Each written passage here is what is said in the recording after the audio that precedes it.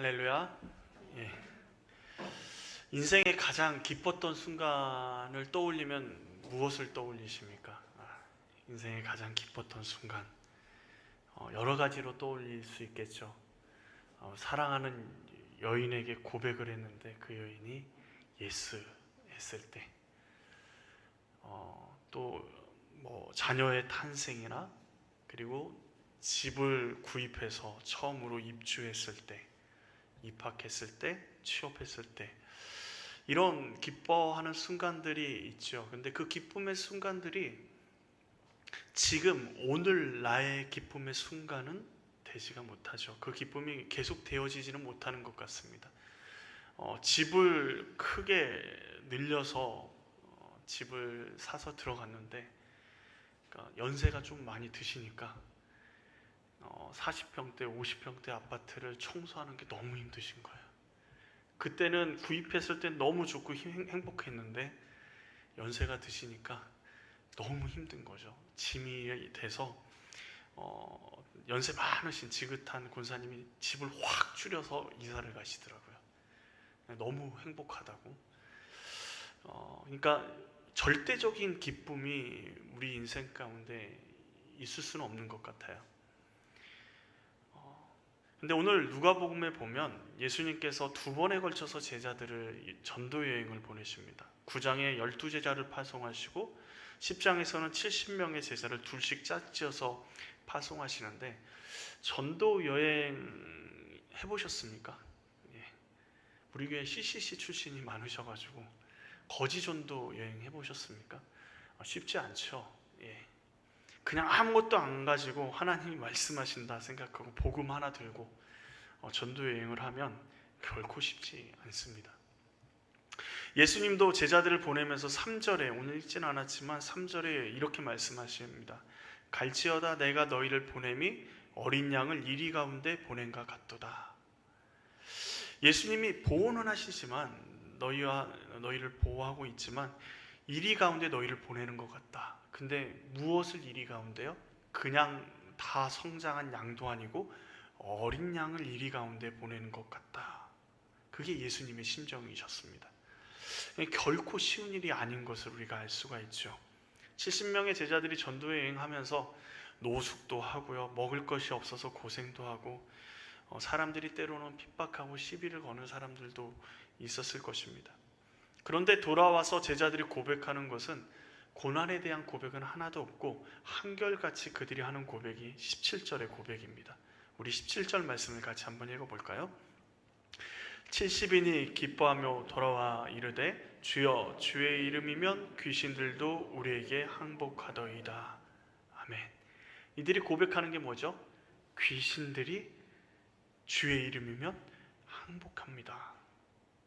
여태까지 제자들에게 귀신은 무서운 존재였습니다. 귀신 들린 사람들은 힘이 어마어마하잖아요.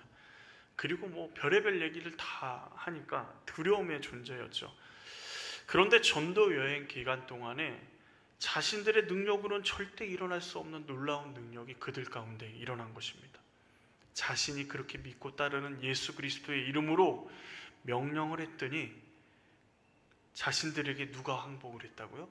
귀신들이 항복을 했다. 그것으로 너무 기뻐하는 것입니다. 귀신들이 우리에게 항복했습니다. 우리의 기쁨은 어디로부터입니까? 근데 오늘 말씀에 예수님은 우리의 기쁨이 어디서부터 시작돼야 되는지, 우리의 기쁨의 근원이, 이유가 무엇이 되어야 되는지 말씀하고 계십니다.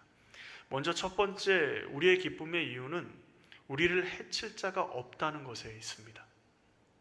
다른 말로 말하면 하나님의 확실한 보호하심 가운데 있기 때문에 기뻐할 수 있다라는 것이죠. 제자들의 기뻐하며 전도여행 보고를 들으면서 예수님께서 무엇라고 말씀하십니까? 우리 18절 말씀을 보시면 예수께서 이르시되 사단이 하늘로부터 번개같이 떨어지는 것을 내가 보았노라.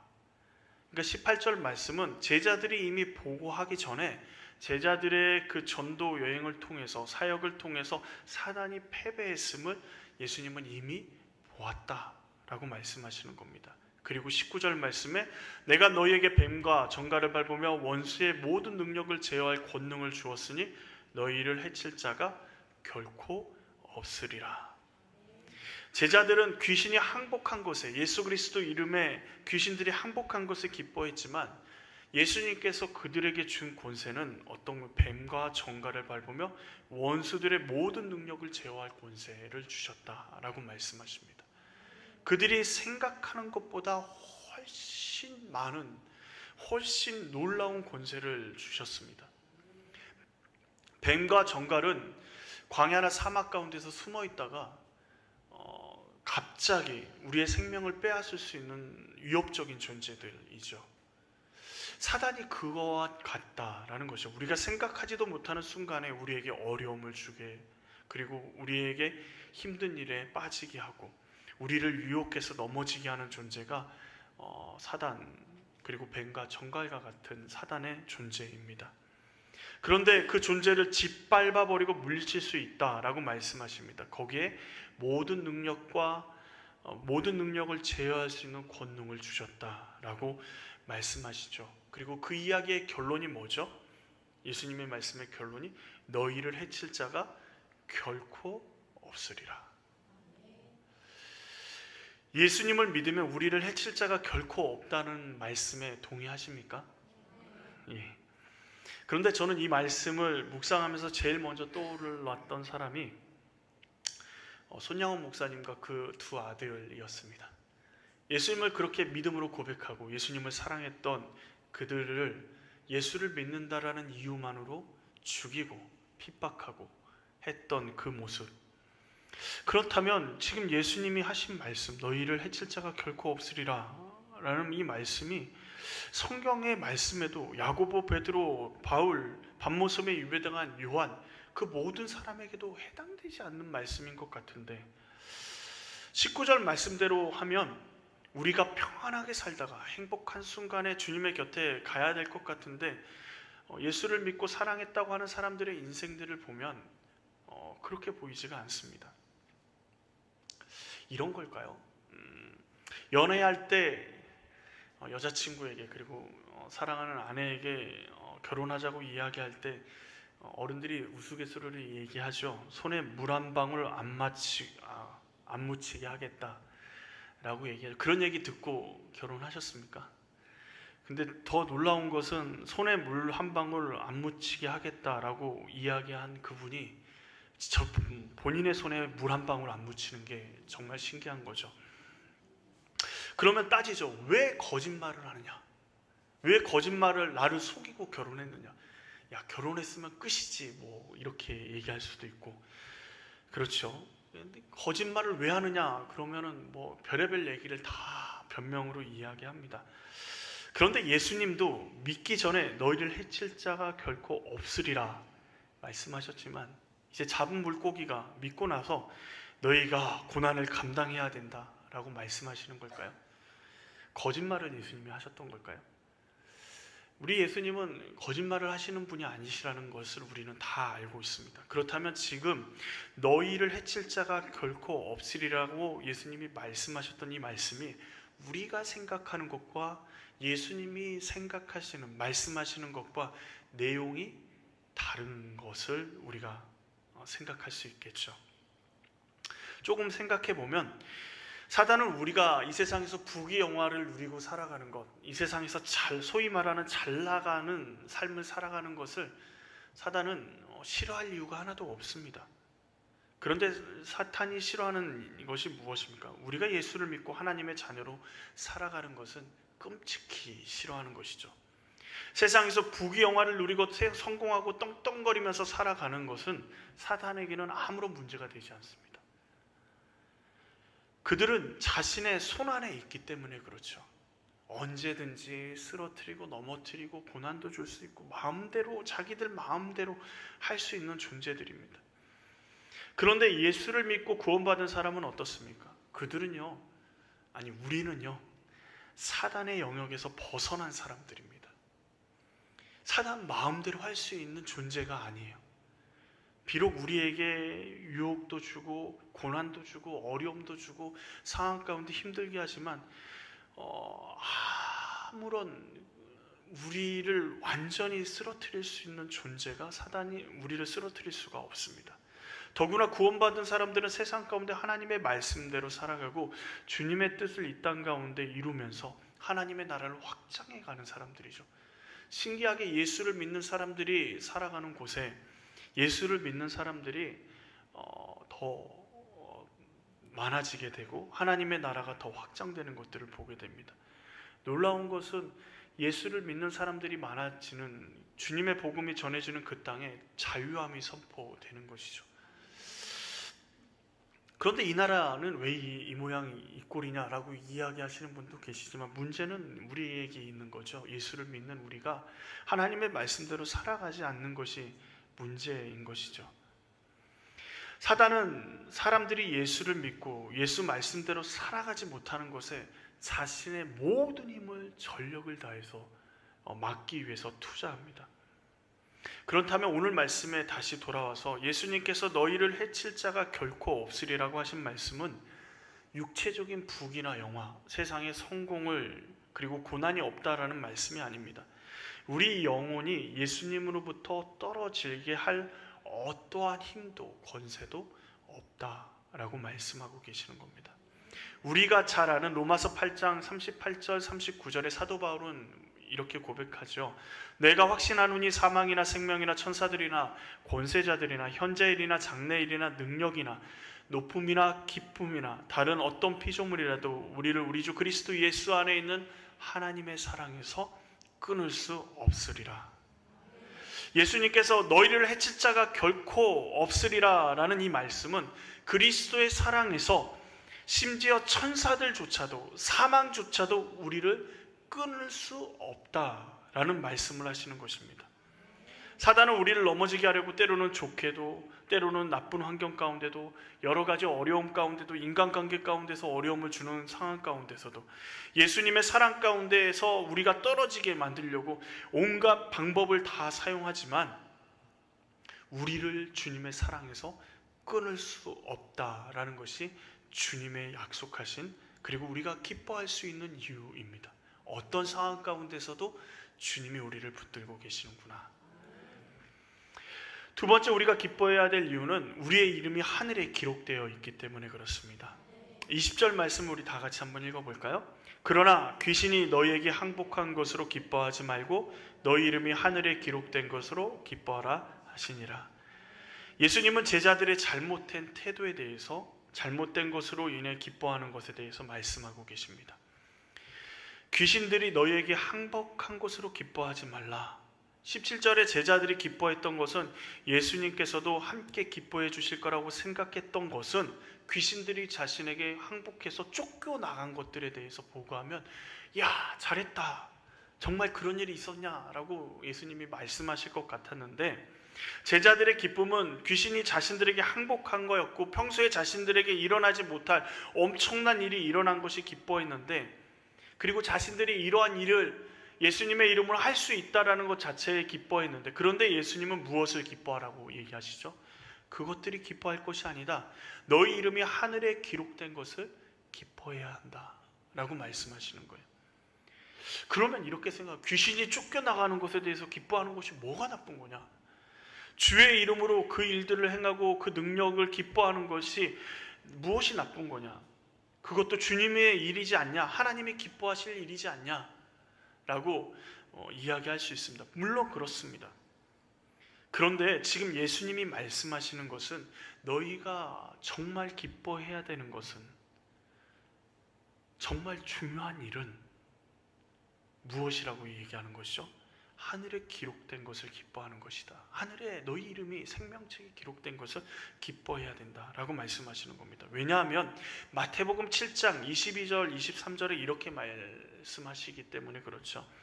그날에 많은 사람이 나더러 이르되 주여 주여 우리가 주의 이름으로 선지자 노릇하며 주의 이름으로 귀신을 쫓아내며 주의 이름으로 많은 권능을 행하지 아니하였나이까 하리니 그때 내가 그들에게 밝히 말하되 내가 너희를 도무지 알지 못하니 불법을 행하는 자들아 내게서 떠나가라 하리라. 지금 귀신을 쫓아낸 사람도 포함이 되어 있죠.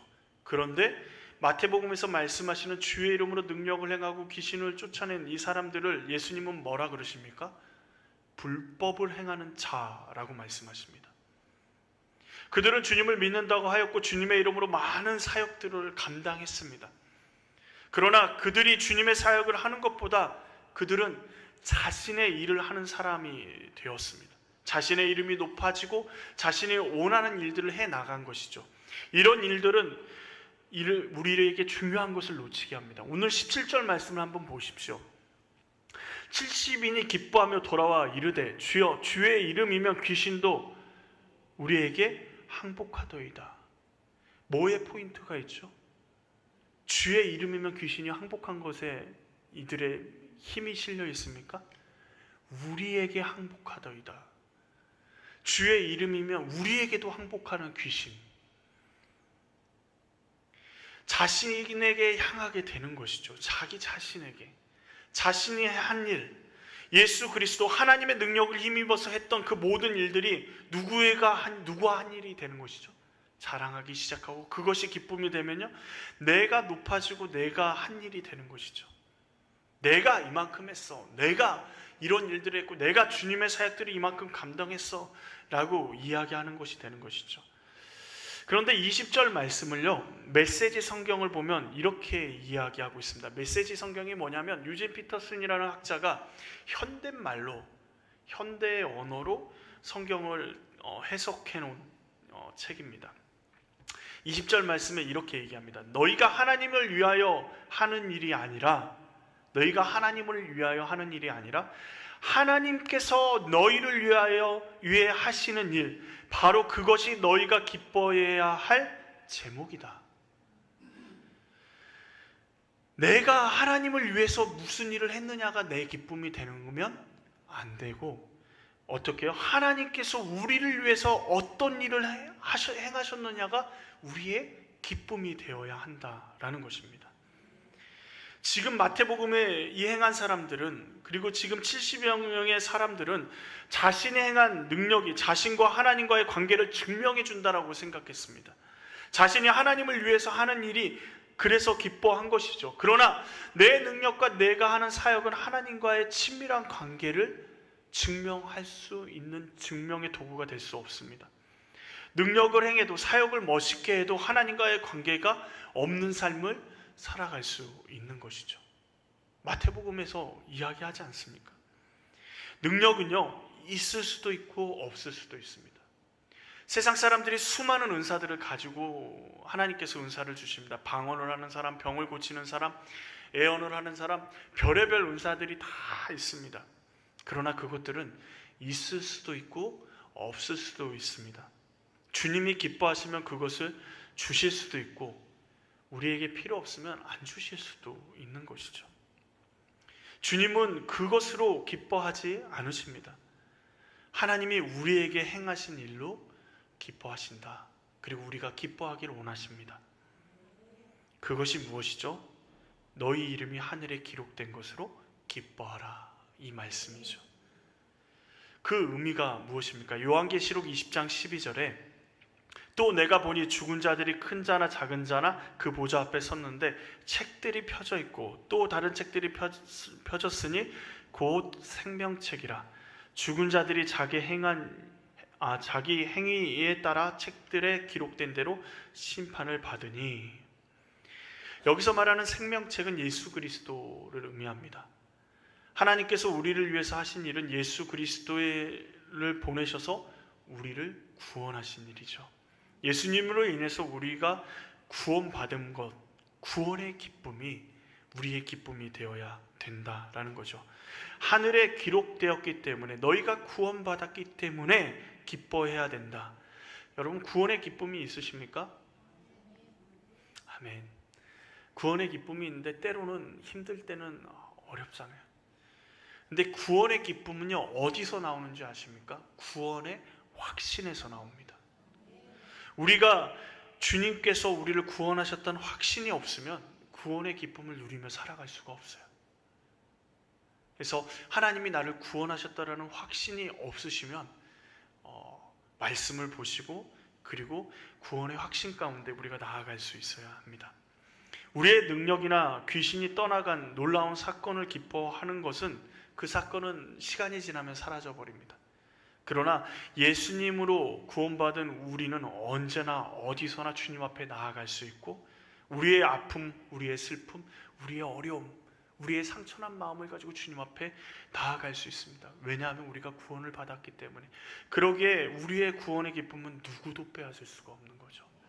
그리고 예수님이 말씀하시는 하늘에 기록된 것으로 기뻐하라는 말씀은 우리가 구원받은 그곳으로, 구원의 기쁨, 구원의 감격이 우리 안에서 늘 언제나 사라지지 않고 그것으로 감사하며 나아갈 수 있어야 된다. 그 어떤 것 앞에서도요. 우리 앞에 엄청난 기적이 일어날지라도 우리의 기쁨은 예수 그리스도로 구원받은 것이 우리의 기쁨이 되어야 될 것입니다. 또한 세 번째로 우리가 기뻐해야 될 이유는 우리가 하나님의 자녀가 되었기 때문에 그렇습니다. 우리의 기쁨은 어떤 능력이나 사건으로 인한 기쁨이 아닙니다. 우리의 기쁨은요, 우리의 신분의 변화에 대한 기쁨이죠. 그러니까 이 기쁨은 근본적인 기쁨입니다. 어떤 상황이나 환경 가운데 기뻐할 수 있는 일이 분명히 있죠. 그런데 우리의 기쁨은요, 신분의 변화, 죄인에서 하나님의 자녀, 하나님이 우리 아버지 되심에 대한 기쁨인 것입니다. 세상 부귀영화를 누리거나 능력이 뛰어난 사람이나 귀신이 항복한 것을 기뻐하는 사람의 기쁨은 지속되지 않습니다. 그러나 구원받은 자는 슬픔이나 아픔이 그 삶 가운데 그의 기쁨을 빼앗아갈 수 없습니다.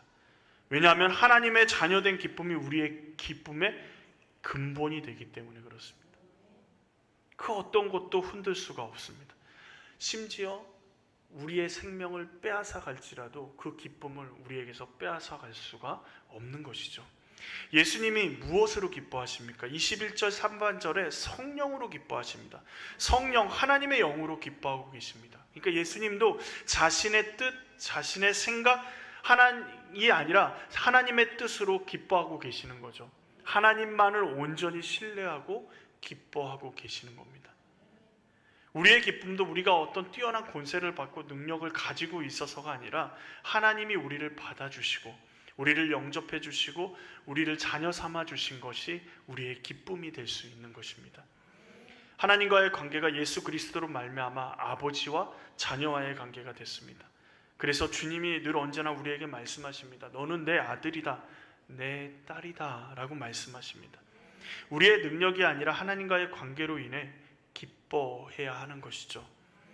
하나님과의 관계가 친밀함으로 인해 어떤 사람이 온전히 기뻐할 수 있겠습니까? 21절 말씀을 한번 같이 보실까요? 그때 예수께서 성령으로 기뻐하시며 이르시되 천지의 주제이신 아버지여, 이것을 지혜롭고 슬기로운 자들에게는 숨기시고 어린아이들에게는 나타내심을 감사하나이다. 옳소이다. 이렇게 된 것이 아버지의 뜻이니이다. 아멘. 지혜롭고 슬기 있는 자에게는 숨기셨다라고 말씀하십니다. 지혜롭고 슬기 있는 자가 누구죠? 바리새인과 서기관들과 같은 자입니다. 자신은 하나님의 말씀에 올바로 서 있다고, 하나님의 말씀을 잘 알고 있다고 생각하는 사람, 가장 지혜롭다고 생각하는 사람, 세상 모든 사람들이 그들이 지혜롭다고 인정하는 그 사람, 그들에게는 숨기셨다라고 말씀하십니다. 근데 누구에게 나타냈다고요? 어린아이에게는 나타냈다라고 이야기합니다. 어린아이가 선해서 그렇습니까? 어린아이는 선하지 않습니다. 어린아이는 결코 선하지 않습니다. 우리에 비해서 착한 거지, 뭘 모르니까 순진한 거지, 선해서 어린아이가 선한 것은 아닙니다. 성경은 모든 인간은 악하다라고 이야기하고 있습니다. 어린아이가 선하지 않는 것은 여러분 아이를 키우다 보면 알지 않습니까? 악한 것은 금방 배우고 욕은 얼마나 빨리 배우는지 모릅니다. 빨리 배웠다고 해서 문제가 아니죠. 자기만 알잖아요. 자기가 힘들면 울어버리고 엄마 말도 아빠 말도 들을 필요가 없죠. 자기의 욕구가 충족되기까지 자기 마음대로 고집불통이죠. 근데 우리는 어린아이의 그 모습을 보고 진짜 예쁘다, 선하다라고 얘기하지만 아이가 사랑스럽긴 하지만 선한 것은 아닙니다. 그런데 원어로 아이를 가리키는 단어 중에 하나인 네피오스는 하나님의 돌보심과 보호를 받는 대상을 가리키고 있는 것입니다. 그러니까 어린아이는 어른의 도움이 없이는 살아갈 수 없는 상태를 의미하죠. 그 말은 결국 우리가 어린아이와 같이 된다라는 것은 하나님의 도우심이 아니면 살아갈 수 없는, 하나님만이 나를 도우실 수 있다 그러고 하나님만을 도우심만을 바라는 사람이 그런 어린아이와 같은 사람인 것이죠. 하나님의 뜻이, 우리의 뜻이 있으면 보이지 않습니다. 하나님만이 나를 도우실 수 있다고 생각하면 하나님의 손길만은 바라보겠죠. 그러면 어떻게 되죠? 내가 쥐고 있는 모래나 내가 쥐고 있는 장난감도 다 내려놓고 아빠의 품으로, 엄마의 품으로 달려갈 수 있게 되는 것입니다. 하나님의 도우심만 바라고 하나님을 바라보는 사람들에게는 하나님의 뜻이 보이기 시작합니다. 그래서 20절에 기뻐하라는 단어는 그냥 한순간 기뻐하라는 단어가 아니라 항상 기뻐하라는 의미를 내포하고 있습니다. 결국 우리가 항상 기뻐해야 할 것은 우리가 하나님의 자녀이기 때문에, 하나님의 자녀로서의 삶을 살아가기 때문에 주님이 없이는 우리는 살아갈 수 없죠. 그런데 그 하나님이 우리와 세상 끝날까지 함께 하시기에 우리는 항상 기뻐할 수 있는 것입니다. 하나님이 우리 아버지 되심보다 부수적인 복에, 부수적인 것에 우리의 눈길이 간다면 우리는 아직 하나님의 자녀로서의 정체성이 없는 것입니다. 그리스도인에게 가장 중요한 정체성은 하나님의 자녀됨입니다. 이 정체성이 없으면 신앙생활 자체가 엉망진창이 됩니다.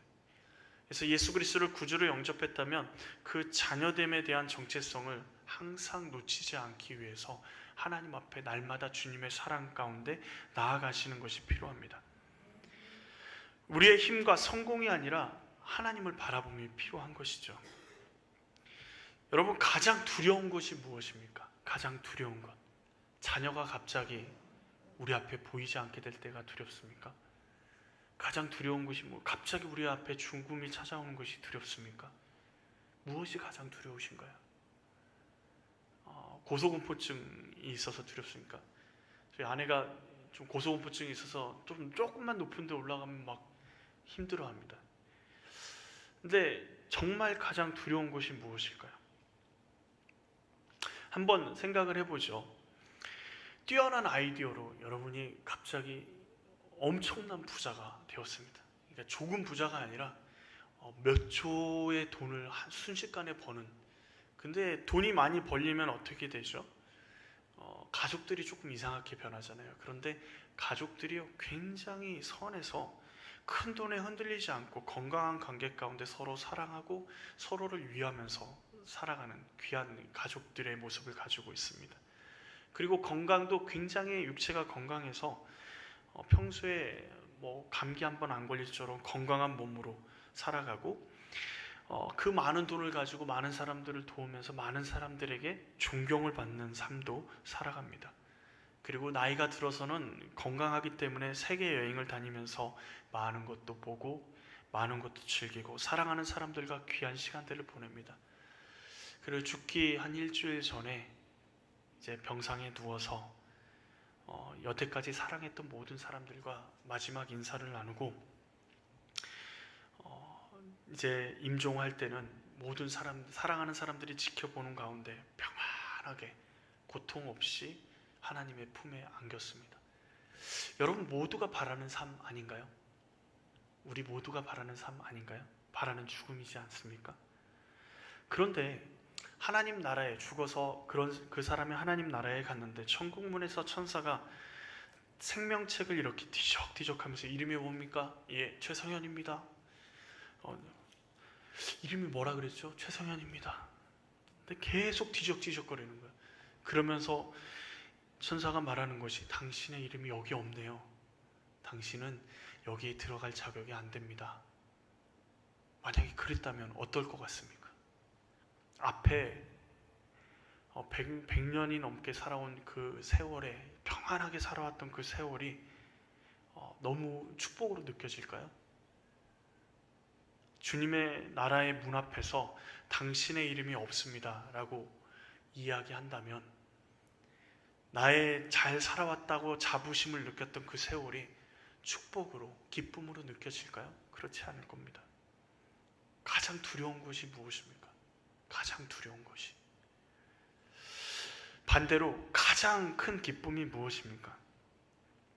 우리가 오늘 보았듯이 우리에게 가장 큰 기쁨은 하나님의 자녀됨, 우리가 구원받음, 그리고 하나님이 우리를 붙들어 주셔서 우리를 해할 자가 없는 것이 우리에게 가장 큰 기쁨입니다.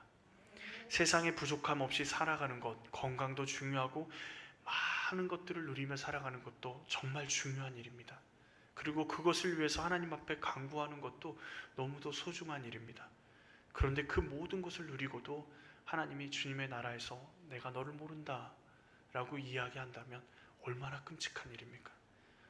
그런데 반대로 세상에서 고난을 당하고 고통을 당하고 어려움을 당하고 모든 일들이 한 번에 되는 일이 없이 몇 번의 실패를 거쳐야지만 일이 되어지는 것 같아도 마지막 그 순간에 주님 나라, 바로 하나님 나라 천국 앞에서 하나님이 신발을 벗은 채로 달려나와서 사랑하는 아들아, 사랑하는 딸아, 내가 너를 기다렸다, 내가 얼마나 너를 기다렸는지 모른다 라고 맞아주신다면 내 여태까지 인생의 삶에 세상 사람들이 다 실패라고 이야기할지라도 우리에게는 기쁨이 넘칠 수 있겠죠.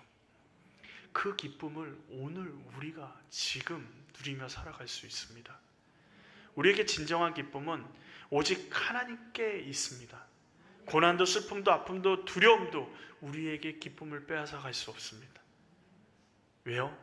그것들이 우리를 주님의 사랑에서 끊을 수 없고 해칠 수 없다라는 사실을, 하나님이 우리를 보호하신다라는 사실을 확신하고 있기 때문에 그렇습니다.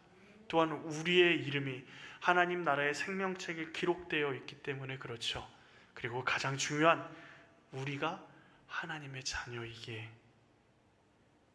그 기쁨을 소유하면 모든 것을 우리는 가지고 살아갈 수 있는 것입니다. 주님이 우리를 사랑하시는 줄 믿습니다. 주님이 우리와 함께 하시는 줄 믿습니다. 지금 이 시간 우리 같이 좀 기도했으면 좋겠습니다. 우리의 기쁨이 어디 있으신가요? 우리가 가지고 있는 기쁨이 무엇이 있습니까? 그런데 그것이 오늘 말씀을 보니까 기쁨이 아니었네요. 그것이 우리에게 순간적으로 기쁨을 주었지만 우리의 기쁨은 하나님께 있는 줄 믿습니다. 하나님, 주님이 우리의 기쁨이 되어 주십시오. 내가 하나님의 자녀가 되는 기쁨 온전히 누리기를 원합니다. 구원의 기쁨을 누리며 살아가기를 원합니다. 내가 무엇을 하나님께 해드려서가 아니라 하나님께서 우리에게 행하신 그 일이 우리의 기쁨이 되기를 원합니다.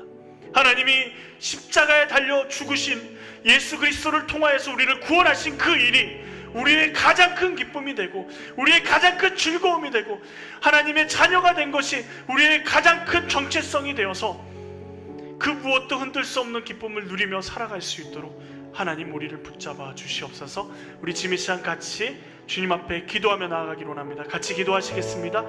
하나님 아버지, 우리가 아버지 주님 앞에 기쁨으로 나아가기를 원합니다.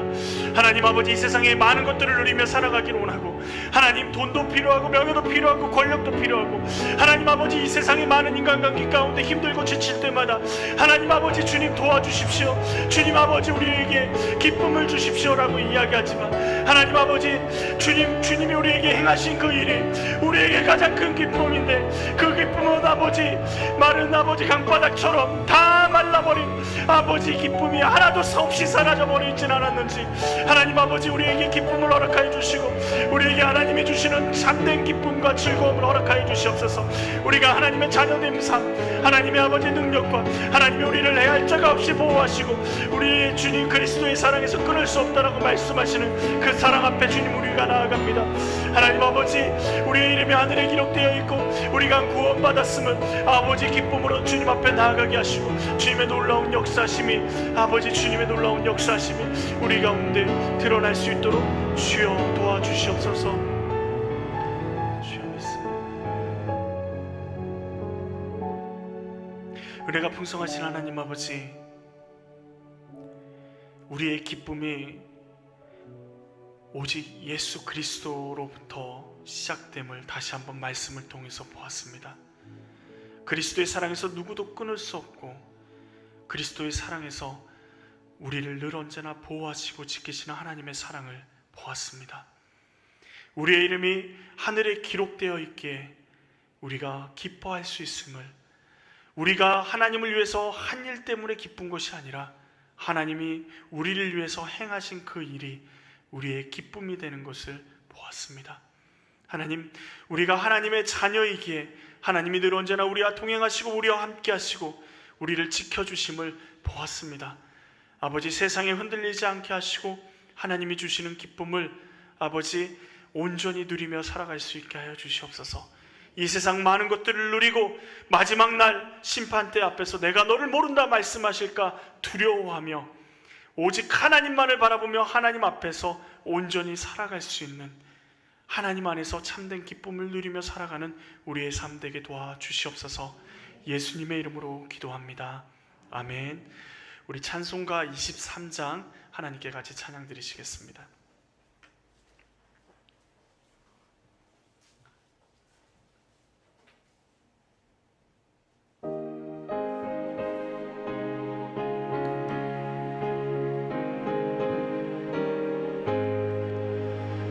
만입이 내게 있으면 그 입 다 가지고 내 구주 주시는 종을 늘 찬송하겠네. 내 은혜로우신 하나님 날 도와주시고 그 크신 영광 넓히며 다 알게 하소서. 내 주의 귀한 이름이 날 위로하시고 일기의 음악 같으니 참 희락되도다. 내 죄의 권세 깨뜨려 그 결박 부시고 이 주한 마음을 비로소 고정케 하셨네. 아멘. 기도하시겠습니다. 이제는 우리 구주 예수 그리스도의 은혜와 아버지 하나님의 그 크신 사랑과 성령님의 교통하심이 이제 오직 예수 그리스도로 구원함 받고 하나님의 자녀된 그 기쁨을 누리며 살아가기로 다짐하는 주님의 사랑하는 자녀들 머리 위에 그 삶의 터전 위에 이제로부터 영원토록 함께 하시기를 간절히 축원하옵나이다. 아멘.